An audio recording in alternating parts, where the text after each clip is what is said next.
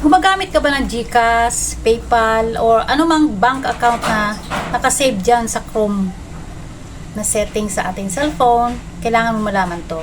Dahil hindi mo ba alam na pag yan ay naka-on, pwedeng mapasok yan ng mga scammer yung ating mga cellphone.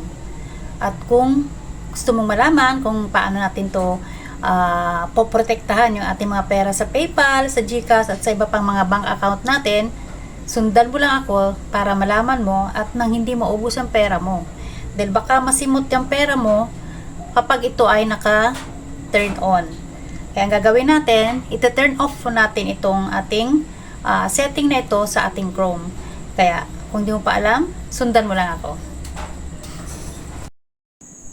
Una, click lang natin itong Chrome natin. Ayan, at dito naman, ayan, subscribe, like, and share po kung nagustuhan yung aking video. At sa setting naman po tayo ngayon. Pindutin nyo lang yan. At dito na tayo ngayon sa ating payment methods. Ayan, click nyo yan. At dito na tayo mapupunta. Ayan, palagi lang po yan naka-off para hindi tayo mapuntahan ng mga scammer. Maraming salamat po. Thank you.